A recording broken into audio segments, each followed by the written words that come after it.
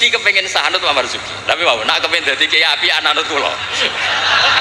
Wong Nabi itu yang sah. Nabi nak ngendikan wong dosa ngene elek, tapi Nabi yo ngendikan syafaati li ahlil kabair minhum mati. Yo nyalahno tapi nek kadung salah yo disafaati. Ora kadung salah dibles. Assalamualaikum warahmatullahi wabarakatuh. Kok klarifikasi? Sami kok. Ya, terus. Mboten.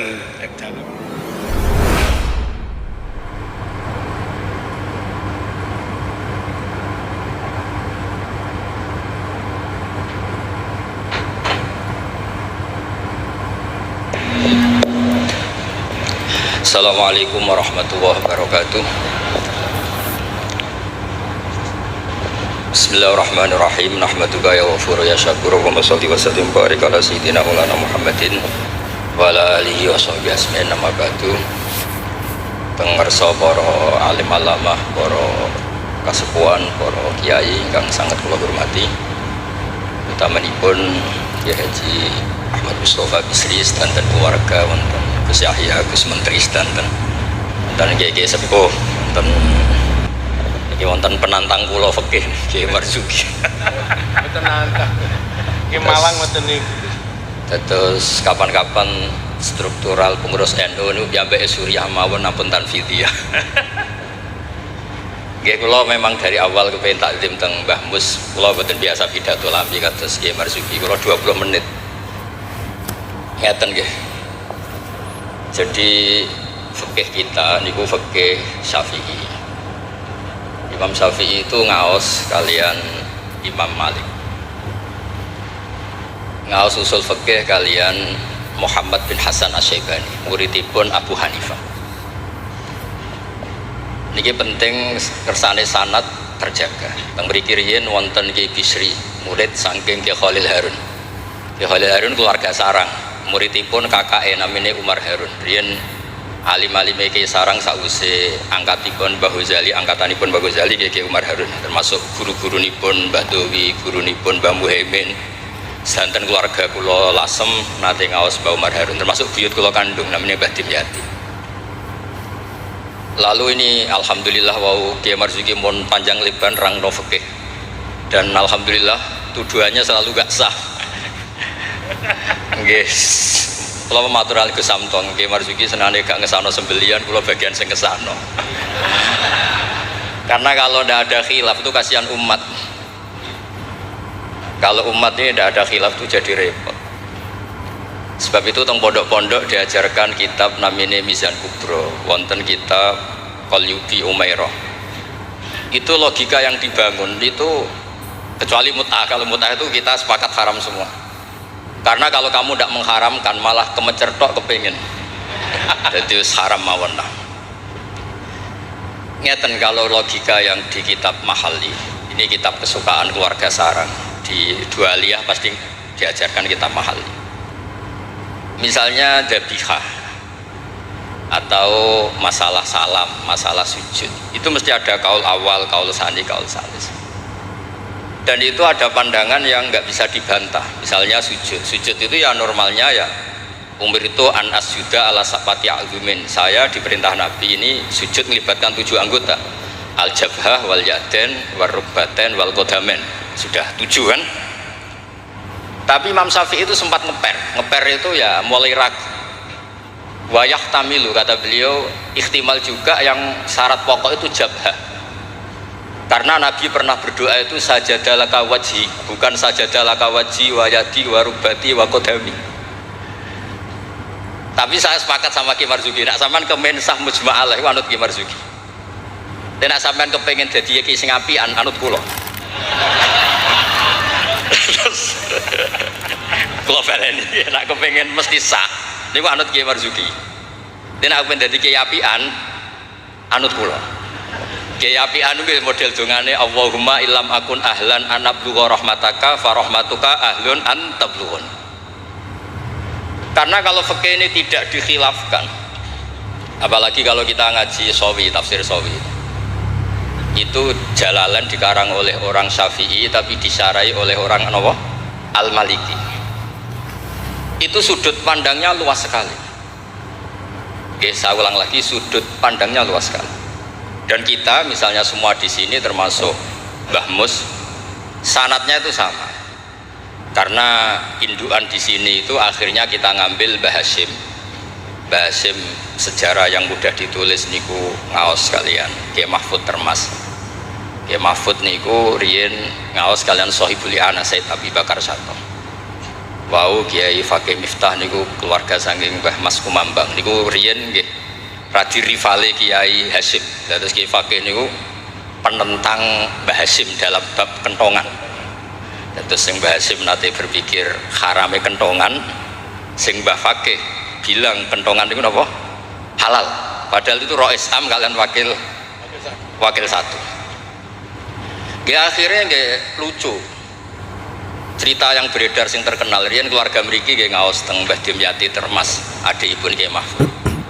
Itu cerita yang terkenal itu Kiai Hasyim mau rawuh ke Termas, semua kentongan disembunyikan termasuk beduk. Mbah Hasyim sempat GR, wah bagus-bagus anut madzhabku. Setelah jagungan sama Kiai Dimyati, adiknya Kiai Mahfud, santri yang lugu itu matur, Mbah kentong beduk sudah disimpan aman. Ternyata bodoh-bodohan tok untuk menghormati apa? Mbah Hasyim. Lalu karena logika yang dibangun itu orang seneng Mbah Fakih Mas Kumambang niku senajan to NU lah gitu tetap ngaku kentong. Kiai Fakih itu mboten trimo nak kentong itu disamakan dengan nakusun nasoro, kentongnya tiang Nasrani. Karena fungsinya niku tiang kebakaran nggih kentongan, tiang banjir nggih napa? Kentongan. Jadi tidak identik untuk manggil orang ke napa? Biak atau ke kanisahnya orang Nasrani. Jadi kunane kuno khilaf itu harus kita jaga. Ya saya ulang lagi, khilaf ini harus kita jaga. Ikhtilaful a'immah napa? Rahmah. Tapi tadi basisnya harus ngaji. Dulu itu ya orang sholat jenazah itu ya normal, jenazahnya di depan, yang nyolati ya di timurnya, berarti kalau di Indonesia.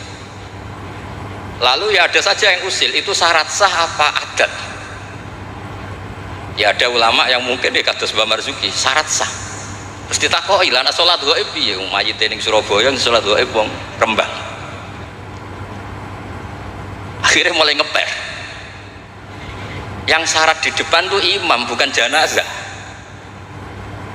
Akhirnya ya wong akeh nggih tiyang kathah terus ya nak jenazah ono ning Arab, nak jenazah ono ning Gurillah. Nah itu kan logika fikihnya kacau. Kaconya itu ya itu syarat sah apa syarat adat? Artinya kata wajadna salafan wa khalafan. Tawaf di Ka'bah juga gitu. Imam Syafi'i itu bersikukuh kalau tawaf terlalu dekat itu nggak sah. Alasannya di situ ada tonjolan sadarwan, tonjolan pondasi. Jadi kamu tidak mengitari Ka'bah tapi di atas Ka'bah. Tapi kata Imam Malik, kata Imam Hanifah, ya serapopong, ini kecelok mubeng kok repot. Jadi memang mulai dulu, saya ulang lagi mulai dulu. Itu lama enggak debat itu enggak bisa. Karena di ranah yang tidak al-usuli, tidak masalah akidah, itu sudut pandang itu luas, midan kalau orang bilang midan. Sebab itu riyen setiap ulama nanti dibully. Wah bisa-bisa. Abu Hanifah nanti liwat tenggene daerah wisata. Sepatah penyanyi-penyanyi wedok nyanyekno tiang-tiang suga-suga wong lanang-lanang. Bareng Abu Hanifah rawuh lewat iku menengcep, mohon niat iku menengcep. Abu Hanifah ngendikan ahsan tunnah. Terus imam yang rival beliau, Ibnu Abi Layla itu rival beliau. Suatu saat ada masalah di pengadilan, Abu Hanifah jadi saksi. Kamu tidak sah jadi saksi. Karena ketika melihat penyanyi-penyanyi kamu bilang ahsan, tidak, kamu bagus, kalian semua bagus. Itu tidak sah. Masa kiai kok melegalkan apa penyanyi-penyanyi cewek, penyanyi-penyanyi putri? Kata Abu Hanifah, saya bilang gitu itu ketika diam apa ketika nyanyi? Ketika diam. Lah ya maksud saya pas diam itu bukan pas nyanyi. Jadi mulai dulu itu kiai itu dicari celah salahnya. Dan itu seni jadi kiai. Jadi kalau tidak ada orang yang menyalahkan itu mungkin kirang cerdas. Lalu kalau matur ke Samtong, gue udah khilaf gue Suli, soalnya mantu-mantu saingan, semua saingan, kerebut warisan, nopolas pokoknya saingan. Ya maksudnya warisannya kiai kan juga ilmu. Karena kalau nggak saingan itu terus nopo gak mutu. Oh kan kalau matur kesulil jangan pun ngorek isya terus toh sekali-kali ngorek fikih. Nah ngorek isya gue enak wayang bayi nak fikih kan ya jibu alika. Jadi tersangka. Baru kayak jadi tersangka itu terus kuat. Kalau lu senang mau coba fikih. Karena dengan baca fikih itu orang menjadi terkhitabi oleh Allah Taala. Dan sampean waca tasawuf untuk fasilitas. Dosa gede di sepuro. Kowe dosa kaya apa delok raine Pak Marzuki di sepuro. Wah raine iku tasawuf. Fikih boten. Oh fikih itu ekstrim. Dunia ora iso diwaris durunge utang dibayar, termasuk utang haji ning Allah Taala. Terus pokoknya ditersangkakan, tiang niku ditersangkakan. Ora kober. Benten nang ngaji tasawuf. Makanya terus kula niku nak sakniki kan tasawuf itu beredar di mana? Kula ora disusah. Iku golek para pangeran, golek terapi. Karena kula niku sering Gus kula nyuwun ngaji hikam. Takrib ya takrib. Mboten Gus hikam. Maksudnya piye karena terus ayam lho kan jadi gampang kabeh. Nah fikih kados Pak Marzuki mau takbir di audit. Oh apa wis salah. Lah tasawuf mboten guyu-guyu eling pangeran wis koyo wali kan penak. Fikih niku repot muni Allahu Akbar kepanjangan A niku ya salah. Allahu Akbar itu salah itu jadi istifham. Berarti maknanya apakah Allah itu maha besar. Tapi nak cara kula iku sing maknane istifham Pak Marzuki sing maca dhewe ku maksudnya ya Allah Akbar Allah maha besar. Wong sing maca dhewe kok sing maknane. Jadi niki tapi kena mesti kepengin sahanut Pak Marzuki. Tapi mau nak kepengin dadi kiai api anut kula. Kula niku saking senenge kalian umat Rasulullah sallallahu alaihi wasallam, saking senenge.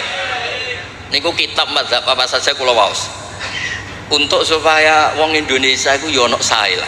Wong-wong dia ya darani rasalah nggih. Ono sae tak golek-golekno. Wes golek-golekno.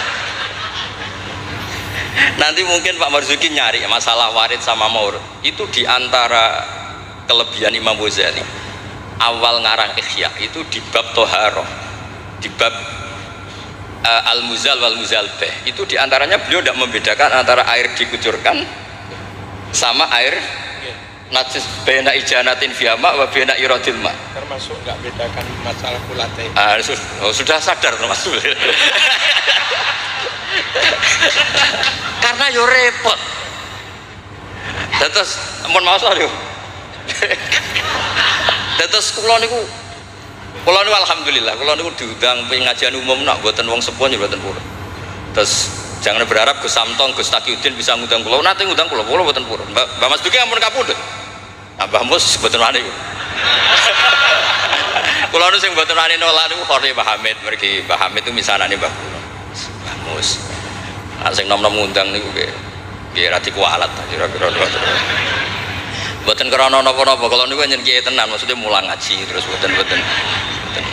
Nah, Pak Marzuki kena dipetarung ya, Pak. Tarung ya Ban, wonten mawon korban ini wonten mawon sing mboten san betul. Tapi itu saya lah, memang ilmu harus. Jadi kalau misalnya tawaf tadi, tawaf itu banyak ulama yang mengatakan betul bimanzilati sholat, tapi ya ada se-ekstrim banget kayak sehingga Said Muhammad itu punya bab namanya tawaful haid. Tawaful haid, tawafnya orang yang haid. Padahal tawaf itu kan harus suci. Tapi masalahnya kadang pas dia haid, pas harus tawaf nopo ifadah. Itu banyak ulama yang mengatakan ya sudah tawaf saja, tapi nunggu waktu yang mepet. Nah, karena mepet ini penting untuk ilah hadid darurat. Nah, ternyata beliau juga sudah baca, tapi beliau tadi gak mau cerita. Senengane kudu wong wedok sing ketok aurat lho, kowe iso roh lho. Kula niki guys wae niki ngaji rileks mawon.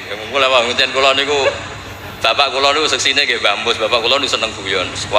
Bapak kula pesen hak nek ngaji ku guyon. Wong ning omah wis mikir utang, mikir macam-macam. Lho bareng ngaji kok teror gak sah niku. Sakit maksudnya niku. Rai-rai bingung niku kan pun kathah. Dadi ngaji wis guyon, santai mawon. Tapi boten tasahul, saya ulang lagi tidak tasahul. Ada dua orang itu sering naudzubillah ya, sering selingkuh, nakal lah. Ya nasabnya agak jelas namanya orang nakal. Ini cerita di kitab Mizan Kubra. Setelah dengar kabar orang itu sampai datang ke Rasulullah, ya Rasulullah kita semua kita berdua ini sudah nikah. Itu Nabi jawabnya itu qad kharaja min sifahin ila nikahin. Ini sudah keluar dari status perzinaan menuju apa? Nikah. Dan Nabi tidak bahas masa lalunya. Sehingga dalam tradisi Jawa ya, tradisi Jawa itu di fikih wali itu anut Syafi'i, tapi orang ngungkit-ngungkit itu anut Hanafi. Maksudnya gini, produk putri yang tidak dari nikah sah itu kan tidak bisa intisab ke bapaknya. Jadi di bab ini anut Syafi'i, si bapak ilegal ini tidak sah jadi apa? Wali. Tapi mengapresiasi nikah bagaimanapun itu cara keluar dari sifat, keluar dari status perzinahan. Satu-satunya cara misalnya gini, hari Ahad itu masih selingkuh, sekali malam Senin itu nikah, berarti status baiknya adalah qad kharaja min sifahin ila nikah. Jadi ilmu itu banyak dan sudut pandang itu banyak, karena ya tadi fikih itu masalah furu'iyah. Ada ulama yang agak kritis, tapi ya gimana gitu. Misalnya begini, pelanggaran tertentu itu sanksinya itqu raqabah, memerdekakan budak. Kalau tidak bisa lagi begini, terakhir puasa 2 bulan. Nah ulama ini ngerti si pelanggar ini raja kaya raya, tujuan sanksi itu kan memperberat. Kalau disuruh merdekakan budak gampang sekali karena dia orang kaya, maka sanksinya langsung disuruh puasa 2 bulan. Alasannya yang namanya sanksi itu yang kira-kira orangnya itu kapok. Ini kalau sekedar terkait uang, itqu raqabah itu gampang sekali. Apalagi kalau misalnya mun ngantem mriku mawon ben gak kulino ngaji umangan pun. Sama lagi, misalnya di kafaratul qatli yang khata atau kafaratul yamin. Fakafaratu tamu asyarati masakina seterusnya atau apa sajalah. Kan biasanya kafarah itu sosial dulu. Saya ulang lagi, biasanya kafarah itu sosial dulu, merdekakan budak. Jadi budak itu kan tidak enak betul. Jadi budaknya kiai aja agak enak, apalagi budaknya orang nggak soleh itu tidak enak betul jadi budak. Sehingga semangat Islam semua kafarah itu bentuknya itu itqu raqabah. Tapi si raja ini kaya raya, kalau disuruh merdekakan budak atau ngasih makan 10 orang miskin, etam itu mudah sekali. Sanksinya puasa saja biar kapok. Karena dia cara pandang tujuan sanksi itu bikin kapok. Agak masuk akal. Tapi banyak ulama yang cara pandang ini ada jumlah mutaridah sedikit. Saya dulu sering sowan Mbah Mus, yang paling saya kenang itu nasihat ini. Nak jare badolah, wong loro, nak rawali yo sering nyetel radio. Suatu pilih aja itu kalau instingnya tidak insting wali ya pengalaman, apa?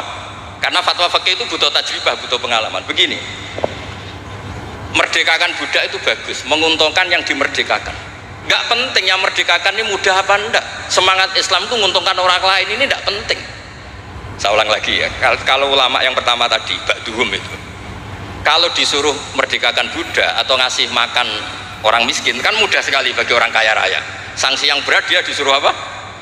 Puasa. Masuk akal dari segi pelanggar ini, dari segi pelanggar ini. Tapi dari segi sosial, menguntungkan mana? Merdekakan budak apa puasa?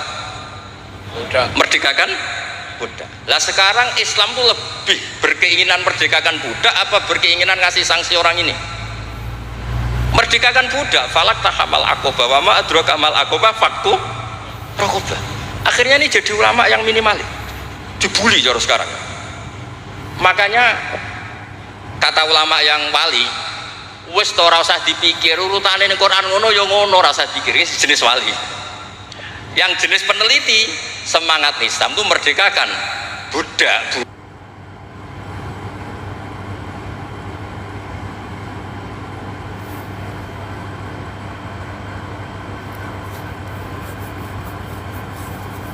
Ketika Pak Marzuki naik, langsung maju. Kalau nu sering delok beliau, tapi penyen petarung, agar fatwa ini ono korban. Ada petarung. Ya bagus lah, memang fikih itu butuh munazih itu petarung. Supaya ilmu itu hidup, bukan petarung yang tadi pakai santet, pakai apa enggak. Memang ilmu lah. Ya dulu itu sama ingat debatnya Mbah Mun sama Basal itu kalau guyon gini, kiai gede nak diundang ning desa apike teko ta ora. Ana sing bilang ya sapike teko lah sakake wong desa. Tapi survei membuktikan apike ora iku kan jobe kiai cilik. Dimbat pisan mbek kiai gede. Itu kan harus ada sudut pandang itu. Terus ada apa? Lah iya, makanya kan Yorono pas orang ngaji kan iso. Sing rapat salam templek lah kok angel temen nerangno. Lho kan kalau kula niku ngalami, kula jare wong akeh ra kiai gede, nek diundang teng desa mboten purun. Tapi teng kiai desa kula sering nili. Oh seksine kathah pangeran nah, nek kurang akeh. Kurang top, kula ayu sen akbaru syahadah seksine pangeran. Kula sering nili kiai desa kula tiliki. Termasuk nyun sewu kadang kula betani terjemah UI, kula sukani Ibris, kula sukani terus kula sukani kitab-kitab akidah Mbah Sakur akidah. Karena tadi, nah aku teko muludan ning desa, kas musolae muk pira. Terus digo nyangoni kiai ketua Tanfid Jawa Timur. Oh, iku ngentekno kota yakin. Iku ra merakyat iku. Lah nek alasane tawadhu, tiliki pas ora ana salam template. Ya tiliki diaturi. Mboten iki mboten sok-sokan suci, mboten iki cerita mawon. Artinya sudut pandang itu selalu ada. Kula cerita bolak-balik. Kula nate diundang manakiban mboten teko. Tujuan kula lho kiai cilik mangan daging arang-arang salam aku teko. Tenan kula mboten teko, ketemu kiai sing teko. Matur nuwun Gus gak teko. Aduh aku gak lakon katanya. Aduh aku gak lakon. Loh kalau saya datang jatah saya ketemu sampel mesti teng kula. Mbak-mbake untuk suwiran-suwiran niku. Maksudnya itu ijtihad. Jadi ijtihad itu mau tidak mau. Mengenai kalau niku sirine kenapa kalau diundang Gus Ipul ora teko wis Pak Marzuki wae niku jatahe Pak Marzuki. Terus kedah mikir lah. Karena memang ini ranah ijtihad. Saya ulang lagi ranah. Saya berkali-kali bilang ijtihad itu sudut pandangnya itu banyak. Ada orang saking senengnya Nabi itu sowan Nabi terus ingin melihat wajahnya Nabi. Itu bagus namanya kangen ya sowan. Banyak juga sahabat yang nggak mau sowan, alasannya ganggu.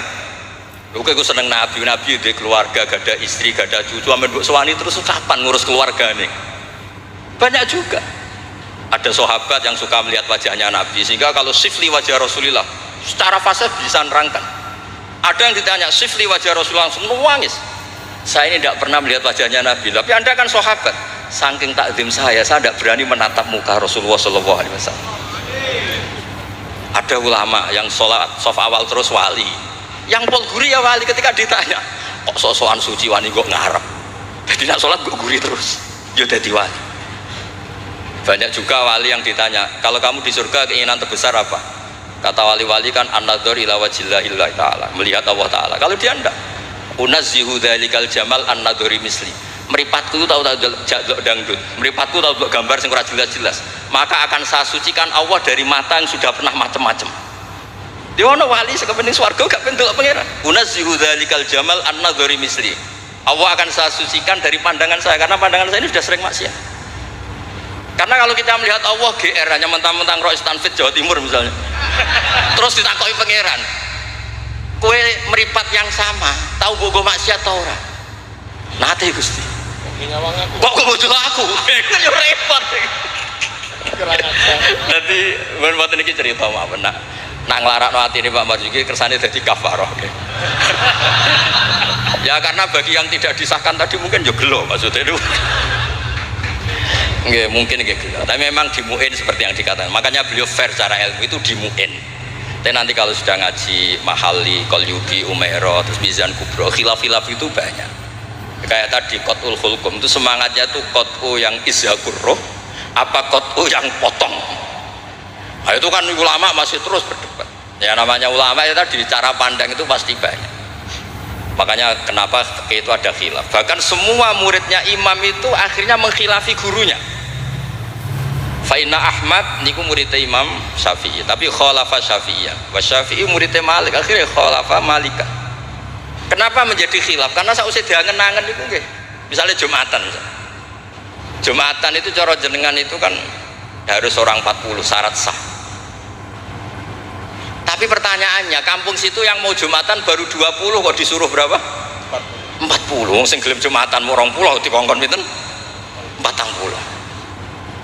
Jadi sudut pandang itu terus kenapa kok 40? Katanya kalau 40 itu mesti ada walinya. Lah sekarang orang 1000 pun nggak mesti ada walinya. Terus kedua, dikatakan 40 itu mesti jam'un kelompok. Lah 12, 20 juga sudah bisa disebut apa? Jam'un, sudah dikatakan kelompok. Lalu kalau nanti Jumatan tentang pedalaman Purwodadi, kalau riyen sering ngebis di Jogja lewat Pati gitu. Pas wae Jumatan itu tiangnya namung 6 nopo rolas. Santri kula niku tamat MGS Sarang. Ya baik ada kula mboten. Jenengan mboten ada buka. Niku maca Fatihah Pak Marzuki. Niku koyo wong apik kelahiran niku kula cerita bolak-balik. Wis kados perjuangan tenan. Aku ngomong ngene, aku sing menungso ora mentolo ora ngesahno apa meneh pangeran. Mergo macane Fatihah. Wis dinas wis perjuangan. Koyo wong apik kelahiran. Aku nak ada iku Allahu arhamu minni. Umpama aku juri we tak sahno mergo ora mentolo apa meneh pangeran. Mosok wis kangelane ngono, hasilnya mboten apa? Sah. Mboten iki cerita mawon mengke penantang fakihnya anak badhe ngendikan nggih monggo. Karena ini agak dolim saya, karena kan saya kedua. Tapi enggak apa-apa nanti Mbak Mus mesti pareng kok kalau jenengan bantah saya lagi enggak apa. Tapi kok ngarepe pangeran duet malah dubat lagi nanti.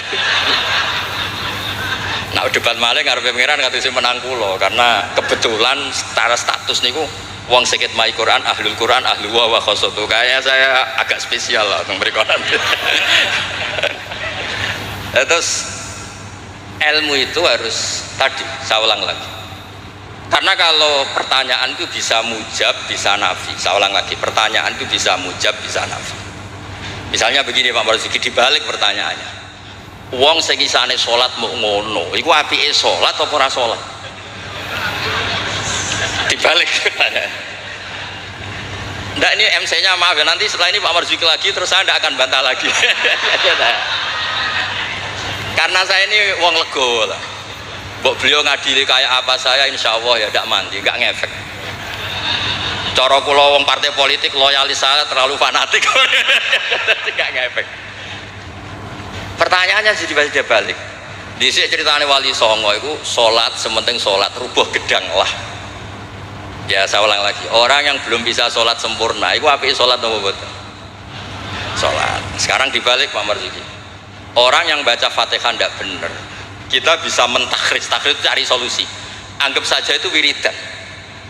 Kalau Fatihah kan wajib pakai tajwid, tapi kalau dianggap kalimah thayyibah, kan kalau orang tidak mau Fatihah kan penggantinya itu gak niat mau Quran.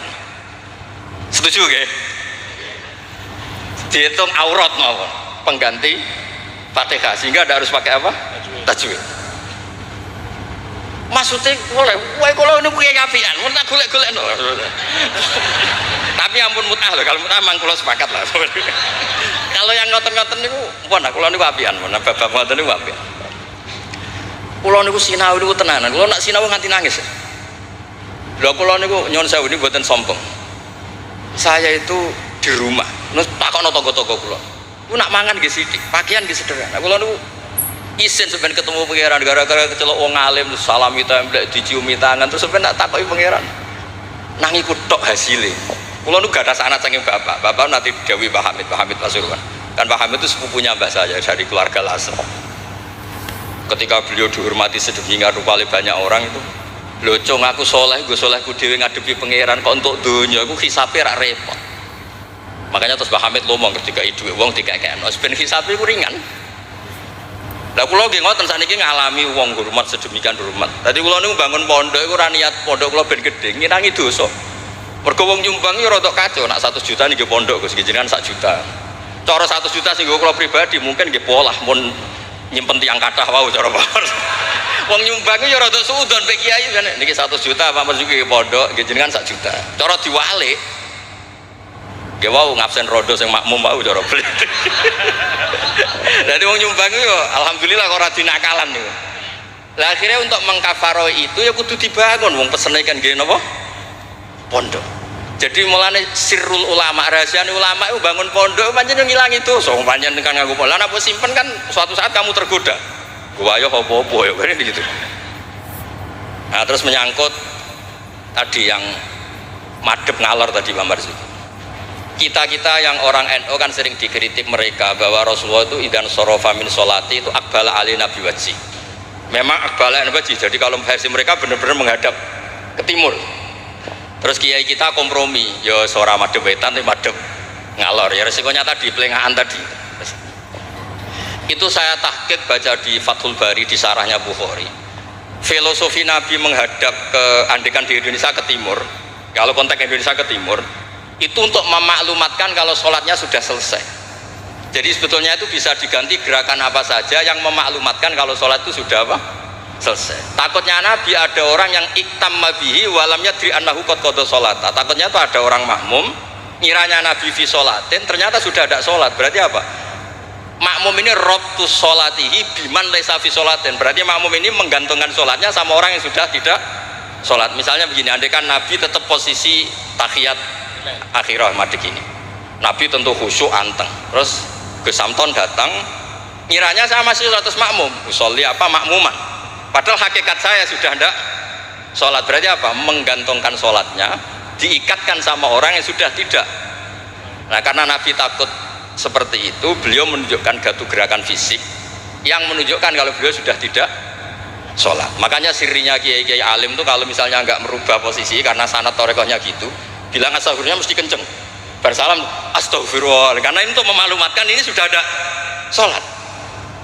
Ya clear nih, maksudnya itu pentingnya ngaji tenanan, mau kitab tenan. Kalau nak diundang tiang nak betul pernah sepuh, tak anggap haram tenan, sesuatu haram tenan. Karena yang belum diundang pun kata lah sudah lah. Kalau yang sinau tenanan sudah bisa dihitung dengan jari. Jelas termasuk pulau lah, betul niat sombong termasuk pulau. Nah ke Samtong rapor saya ingat betul apa? Mau kita cocokan wae kula, ora apa Gus, saya wajib. Nak tengen kula tak kei kitab. Mboten ate kula tangkel iki mantune bambu semari dasi gede, pokoke kok takon ngaji wis kula cucu-cucu Basim banyak ngaji, saya mboten ate kula tangkleti macam-macam. Jadi penting supaya kenapa tradisi thariqah banyak orang-orang soleh yang tetap menghadap barat, tapi astagfirullahnya dikeraskan untuk maklumat kalau beliau sudah enggak sholat. Jadi nggak apa-apa sampai ndak akbal alil wasi ndak apa, karena sudah kadung dipakai kubu sebelah adat itu. Biasanya orang kalau sudah dipakai, ya sama seperti nasibnya kunut. Jelas mazhab Hanafi itu tidak kunut, orang Syafi'i kunut. Tahu-tahu sekarang jadi politik identitas. Ini nggak berani nggak kunut, bisa dicoplok dari tanfidiyah kalau bilang. Meskipun ngajinya kunut itu sunat, tapi ngalah-ngalahi wajib itu politik identitas. Resiko betul. Makanya pernah Allah Ta'ala disifati aja gak terima pernah. Assalamualaikum warahmatullahi ta'ala wabarakatuh. Ada ta'ala, padahal ta'ala maknanya moho luhur. Mubalek berikutnya karena tidak, ormasnya tidak sama. Assalamualaikum warahmatullahi tanpa ta'ala wabarakatuh. Wong kok hasute ngono, wong apa disifati ta'ala kok gak terima. Assalamualaikum warahmatullahi tanpa ta'ala wabarakatuh. Jadi kalau nuruti kelompok itu nggih ngoten niki pun napa nggih petarung yang baik, pun apa pembanding yang baik nggih. Niki kula sudahi mungkin ambek badhe bantah nggih monggo dan saya tidak akan bantah lagi. Nggih pokoke kula suwun perilaku yang salah dibenerin sesuai dawuh Pak Marzuki. Tapi nak kadung kowe ra iso, tak golek-golek dalil. Wes aku nak ketemu Nabi itu yang saya. Nabi nak ngendikan wong dosa ngene elek, tapi Nabi yo ngendikan syafaati li ahlil kabair minhum mati. Yo nyalahno tapi nek kadung salah yo disyafaati. Ora kadung salah dibles. Assalamualaikum warahmatullahi wabarakatuh. Mau klarifikasi. Sami kok. Terus. Mboten dalem nderek Ki Mas Duki menawi mulang santri kenceng. Menawi teng masyarakat awam. Ya Mas Duki niku menten tiyang tatuan iki kula tatuan salat sah. Kula belajar salat dereng apal Fatihah, wis maca tasbih sah. Ra apal apa-apa sah. Kula tiyang Jepang isone nyuwun sewu. Napa niku inna sholati wa nusuki wa sah. Jadi kenceng niku namung teng pondok mawon. Dan niki keluarga pondok dikencengi. Wassalamualaikum warahmatullahi wabarakatuh.